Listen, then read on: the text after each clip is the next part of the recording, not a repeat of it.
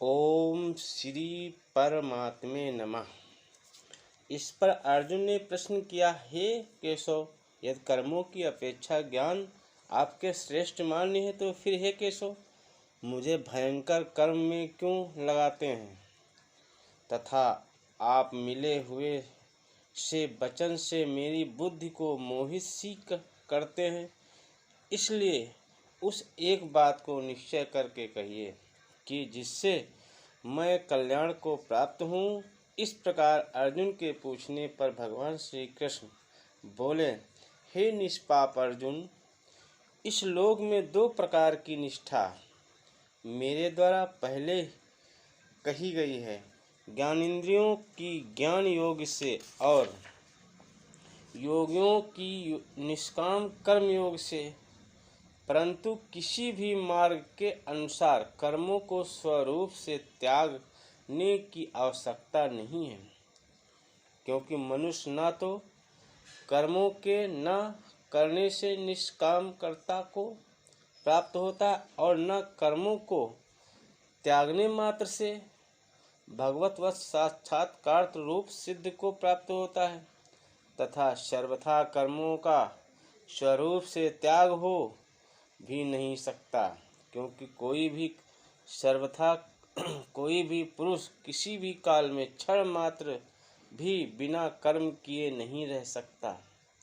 निसंदेह सभी पुरुष प्रकृति से उत्पन्न हुए गुणों द्वारा परवश हुए कर्म करते हैं।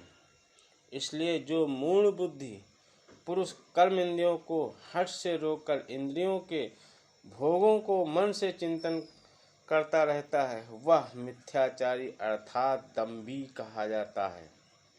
और हे अर्जुन, जो पुरुष मन से इंद्रियों को वश में करके अनासक्त और कर्म इंद्रियों से कर्म योग का आचरण करता है, वह श्रेष्ठ है। इसलिए तू शास्त्र विधि से नियत किए हुए स्वधर्म रूप कर्म को कर, क्योंकि कर्म न करने की अपेक्षा कर्म करना श्रेष्ठ है, तथा कर्म न करने से तेरा शरीर निर्वाह भी नहीं सिद्ध होगा।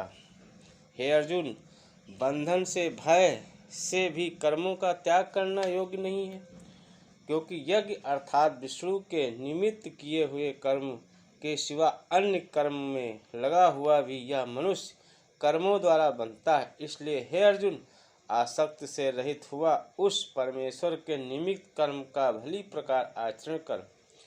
कर्म न करने से तू पाप को भी प्राप्त होगा, क्योंकि प्रजापति ब्रह्मा ने कल्प के आदि में यज्ञ सहित प्रजा को रचकर कहा कि इस यज्ञ द्वारा तुम लोग वृद्धि को प्राप्त हो और यह यज्ञ तुम लोगों को इच्छित कामनाओं के देने वाला होए, तथा तुम लोग इस यज्ञ द्वारा देवताओं की उन्नति करो और वह देवता लोग तुम लोगों की उन्नति करें।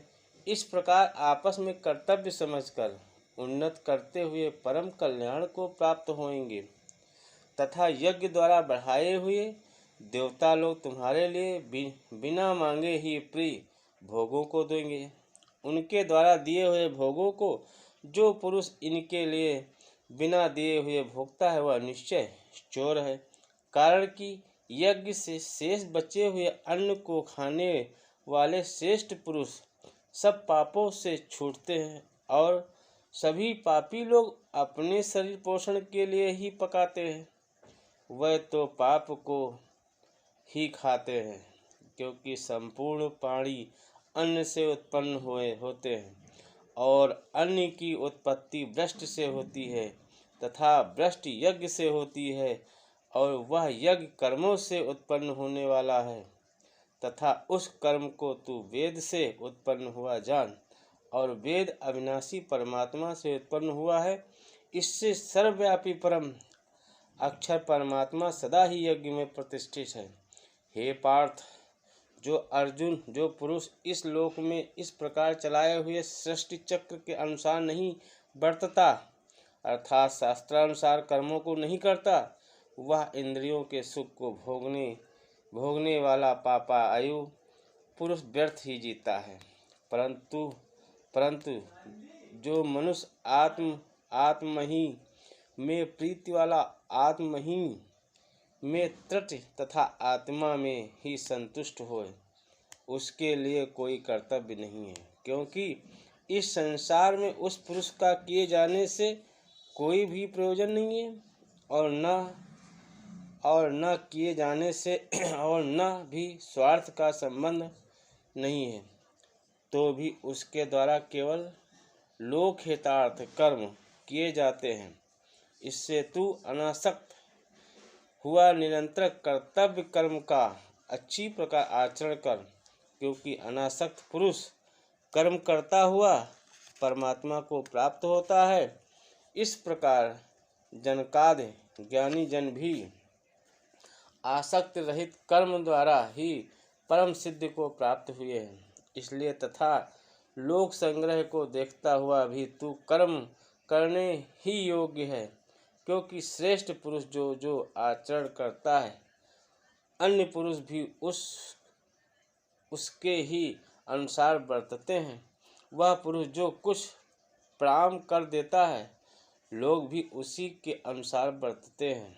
इसलिए हे अर्जुन, यद्यपि मुझे तीनों लोकों में भी कर्तव्य नहीं है तथा किंचित भी प्राप्त होने योग्य वस्तु अपात्र नहीं है, तो मैं कर्म में ही बरतता हूँ, क्योंकि यदि मैं सावधान हुआ कदाचित कर्म में न बरतूं तो हे अर्जुन, सब प्रकार से मनुष्य मेरे बर्ताव के अनुसार बरतते हैं, अर्थात बरतने लग जाएं, तथा यदि मैं कर्म न करूं तो ये सब लोग भ्रष्ट हो जाएं और मैं वर्ण संकर का करने वाला हूँ तथा इस सारी प्रजा का हनन करूं, अर्थात मारने वाला बनूं। इसलिए हे भारत, कर्म में आसक्त हुए अज्ञानी जन जैसे कर्म करते हैं वैसे ही अनासक्त हुआ विद्वान भी लोक शिक्षा को चाहता हुआ कर्म करे। ज्ञानी पुरुष चाहिए कि कर्मों में आसक्त करने अज्ञानियों की बुद्धि में भ्रम अर्थात कर्मों में अश्रद्धा उत्पन्न न करें, किंतु स्वयं परमात्मा के स्वरूप को स्थित हुआ और सब कर्मों को अच्छी प्रकार करता हुआ उनसे ही वैसे ही करावे। हे केशव, वास्तव में संपूर्ण कर्म प्रकृति के गुणों के द्वारा किए हुए हैं, तो भी अहंकार मोहित हुए अंतःकरण वाला पुरुष मैं करता हूँ ऐसे मान लेता है। परंतु हे महाभाव, गुण विज्ञान और कर्म विभाग के तत्व को जानने वाला ज्ञानी पुरुष संपूर्ण गुणों में बरतते हैं ऐसे मानकर नहीं आसक्त होता है, और प्रकृति के गुणों से मोहित हुए पुरुष गुण और कर्मों में आसक्त होते हैं।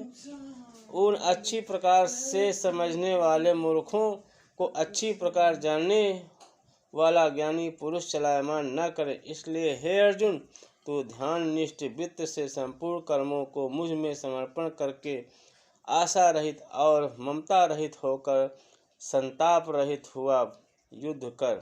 हे अर्जुन, जो कोई भी मनुष्य दोष बुद्धि से रहित और श्रद्धा से युक्त हुए सदा ही मेरे इस मत में अनुसार बरतते हैं, वह पुरुष संपूर्ण कर्मों से छूट जाते हैं।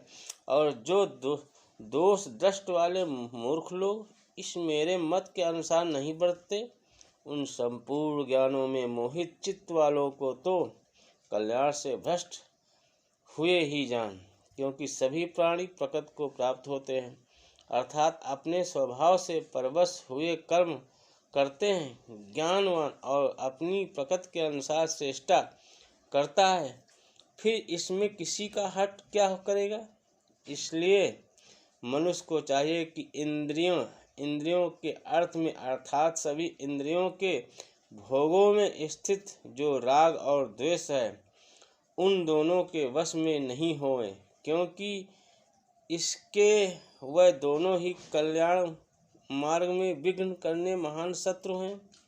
इसलिए उन दोनों को जीत कर सावधान हुआ स्वधर्म आचरण करें, क्योंकि अच्छी प्रकार आचरण किए हुए दूसरों के धर्म से गुण रहित भी अपना धर्म की अति उत्तम है।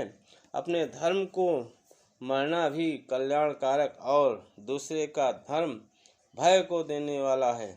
इस प्रकार अर्जुन ने पूछा, हे कृष्ण, फिर यह पुरुष बलात् हुए बलात् लगाए हुए सदृश न चाहता हुआ भी किससे पेरा हुआ पाप का आचरण करता है। इस प्रकार अर्जुन के पूछने पर भगवान श्री कृष्ण बोले, हे अर्जुन, रजोगुण से उत्पन्न हुआ यह काम ही क्रोध है। यह ही महा अशन अर्थात अग्र के असदर भोगने से तुम तृप्त होने वाला बड़ा पापी है। इसलिए विषय में इसको तू ही बैरी जान।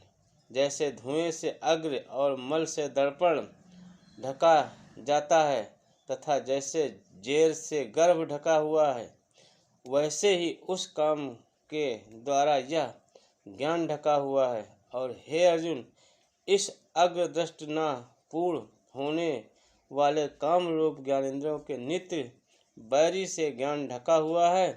इंद्रियों मन और बुद्धि इस काम के वास स्थान को कहे जाते हैं और यह काम इन मन बुद्धि और इंद्रियों द्वारा ही ज्ञान को आच्छादित करते हैं।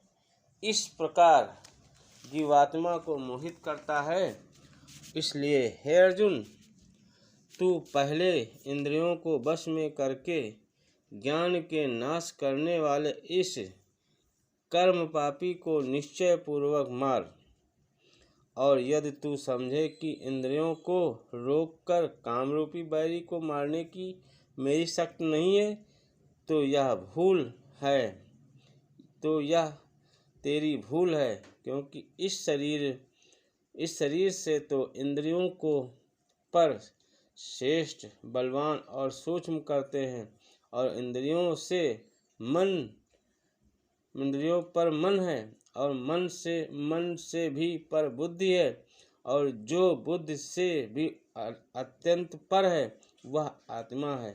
इस प्रकार बुद्धि से पर अर्थात सूक्ष्म, सब प्रकार बलवान और श्रेष्ठ अपने आत्म को जानकर और बुद्धि के द्वारा मन को वश में करके, हे महाबलु, अपनी शक्ति को समझकर इस दुर्जय काम रूप शत्रु को मार।